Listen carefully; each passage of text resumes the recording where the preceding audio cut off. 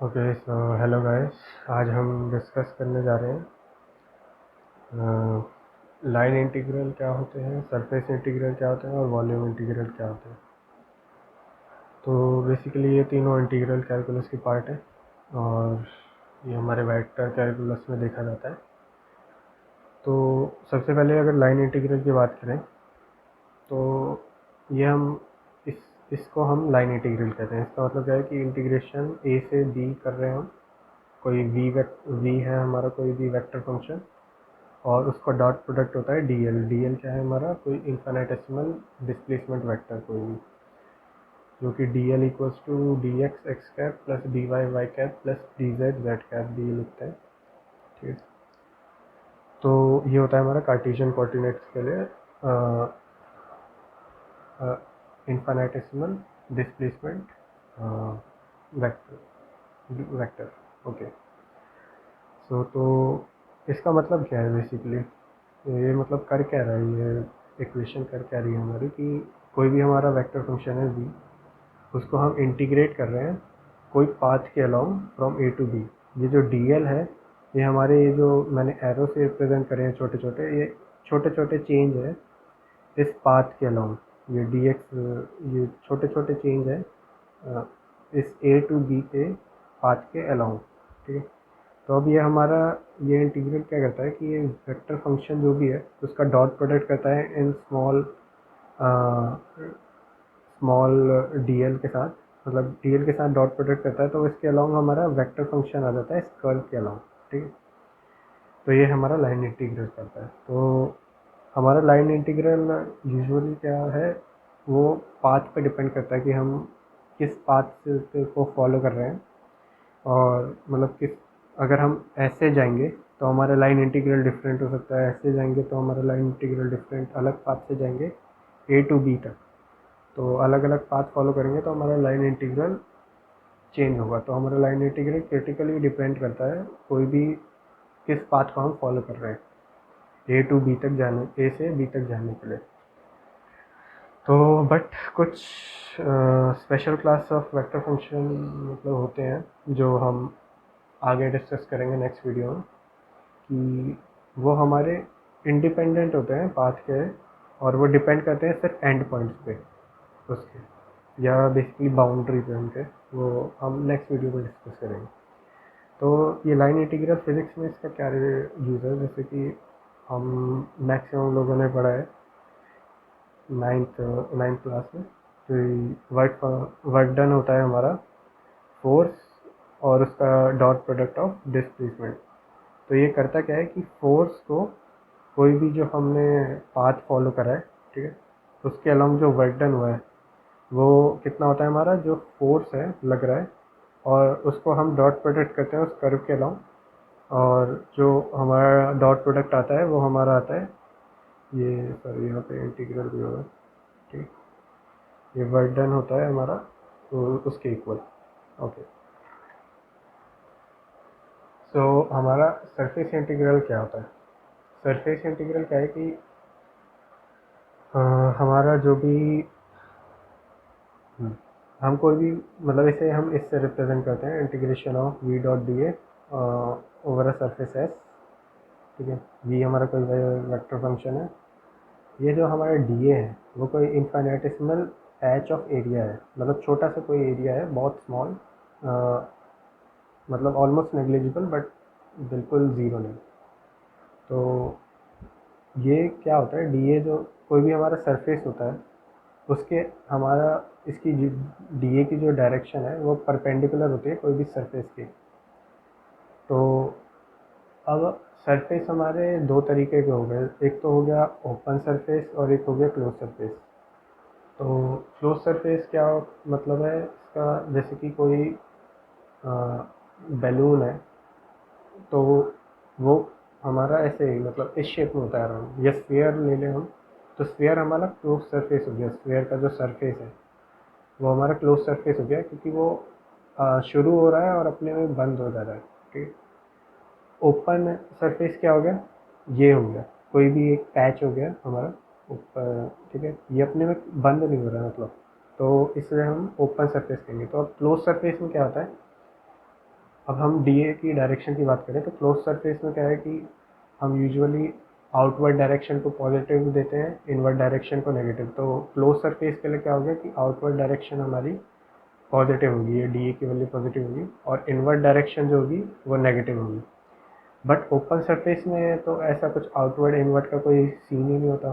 तो उसमें क्या कहते हैं हम कि जो जो हमारा ओपन सरफेस है उसका हमारा साइन जो है वो ऑलरेडी डिसाइडेड नहीं होता है, मतलब जैसे क्लोज सरफेस में होता है वो, उसका हम जब क्वेश्चन कर रहे होते हैं, प्रॉब्लम सॉल्व कर रहे होते हैं, तो हम कोई डायरेक्शन लेते हैं और उसी के डायरेक्शन के अलॉन्ग हम कन्वेंशन चेंज करते हैं। बेसिकली हमारा ओपन सरफेस का जो डायरेक्शन है वो ऑलरेडी डिफाइंड नहीं होता है। ठीक, तो अब अगर हम बात करें इसका बेसिकली मतलब क्या है, तो जैसे कि पिछले केस में हमारा था कि ये जो ये इंटीग्रल करता क्या है कि v को, कोई भी वेक्टर फंक्शन को हमारे किसी पाथ के अलॉन्ग इंटीग्रेट करता है। अब ये क्या करता है कि पहले सपोज कि हमारा v है वो डिस्क्राइब कर रहा है किसी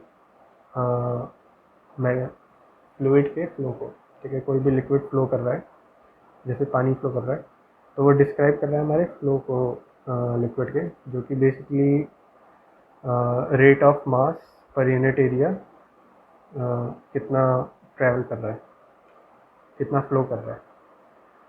तो ये जो इंटीग्रल है v डॉट डी ए वो हमारा रिप्रेजेंट करेगा total mass per unit time passing through that surface.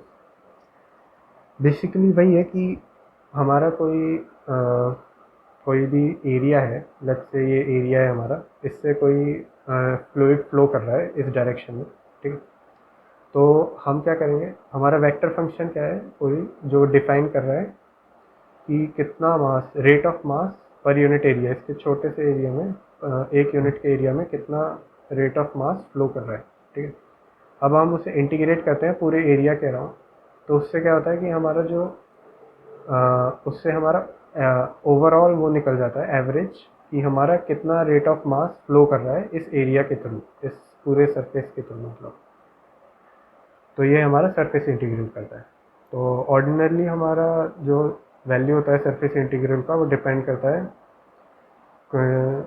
कि कैसा हम एरिया चूज़ कर रहे हैं। मतलब अगर हमारी कोई भी हमारा सरफेस ऐसा है या फिर ऐसा है, मतलब कितना टिल्ट है, इतना टिल्ट है, इतना टिल्ट है, इतना टिल्ट है, तो वो हमारा डिपेंड करता है कि हमारा सरफेस कैसा है। बट इसमें भी कुछ स्पेशल वेक्टर फंक्शंस होते हैं जो हमारे डिपेंड करते हैं कि बाउंड्री कौन सी है। अगर बाउंड्री ऐसी है तो हमारा डिपेंड नहीं करता कि उसके ऊपर हमारा जो सरफेस है वो ऐसे है या फिर वो सरफेस मतलब फ्लैट है बिल्कुल उसी बाउंड्री लाइन के ऊपर अराउंड। तो वो भी हम नेक्स्ट वीडियो में डिस्कस करेंगे। तो सरफेस इंटीग्रल में इतना ही, बाकी अब वॉल्यूम इंटीग्रल पे आते हैं। तो वॉल्यूम इंटीग्रल क्या है कि ये हम इसे रिप्रेजेंट करते हैं integration of T D tau over a volume we, ठीक है। ये वी हमारा वॉल्यूम रिप्रेजेंट कर रहा है।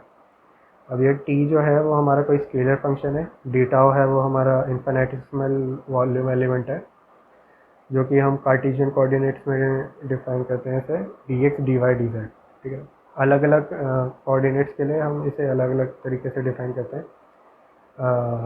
जैसे स्फेरिकल या कार्टेशियन कोऑर्डिनेट्स के लिए हम डिफरेंटली इसे डिफाइन करते हैं।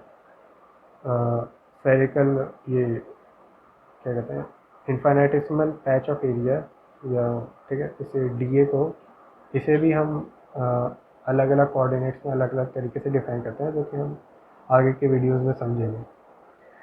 तो फिर से वॉल्यूम इंटीग्रल पे आते हैं। तो ये हमारा क्या बताता है, ये हमारी वॉल्यूम इंटीग्रल की, सपोज कोई टी जो है वो कोई डेंसिटी बता रहा है किसी सब्सटेंस का, ठीक है, जो पॉइंट टू पॉइंट वेरी कर रहा है। तो इसका जो वॉल्यूम इंटीग्रल है, ये जो पूरा इंटीग्रल है वो हमें देगा टोटल मास। इसका बेसिकली मतलब क्या है, कोई भी हमारा वॉल्यूम है, ठीक है, ये हमने वॉल्यूम मान लिया, इसके अंदर अब इस हर पॉइंट के अंदर मेरी जो डेंसिटी है वो चेंज है, मतलब अलग अलग है, ठीक है। और जो वो टी से मैं ऐसे डिफाइन कर रहा हूँ, और टी जो है वो मेरा अलग अलग जगह पे अलग अलग। तो अब मैं क्या करूँगा, इसके डी टाउ क्या है मेरा, स्मॉल इनफिनिटेसिमल वॉल्यूम एलिमेंट, तो इस जगह पे मैं छोटा सा वॉल्यूम लूँगा, ठीक है?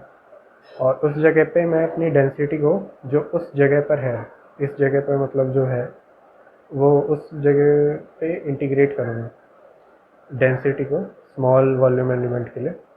और ये पूरे मैं ऐसा छोटे छोटे वॉल्यूम के टुकड़े कर करके पूरे इस वॉल्यूम में इंटीग्रेट करूँगा। तो उससे मेरा क्या आ जाएगा, हमें पता है कि डेंसिटी इंटू जो क्या कहते हैं, डेंसिटी इंटू वॉल्यूम जो होता है वो हमारा मास होता है। तो ये मैं पूरे वॉल्यूम के लिए करूँगा, तो इसके लिए मेरा क्या आ जाएगा, पूरा मास आ जाएगा, ठीक है? तो ये बेसिकली हमारा वॉल्यूम एलिमेंट, वॉल्यूम इंटीग्रल कहता है। तो ये तो हमारा था स्केलर फंक्शन के लिए हम इसे इंटीग्रेट करेंगे। अगर वेक्टर फंक्शन के लिए हम इसे इंटीग्रेट करेंगे तो v को ही हमारा वेक्टर फंक्शन है, इसको हमने एक्स वाई जेड की कंपोनेंट्स में लिखा है। तो ये हमारा आ गया, मतलब integration of x cap integration of v x d tau plus y cap integration of v y d tau plus z cap integration of v z d tau. ठीक है, तो ये एक्स वाई जेड को मैंने integration के बाहर क्यों लिया है, क्योंकि ये कांस्टेंट है हमारे, ठीक है? तो ये कुछ इंटीग्रल में रोल प्ले नहीं करते, ये जस्ट डायरेक्शन के लिए हम यूज़ करते हैं इसे, जो कि एक्स यूनिट वेक्टर्स हैं एक्स वाई जेड के अलावा। ठीक है, तो आज की वीडियो के लिए इतना ही बस। Thank you for watching the video, see you next time.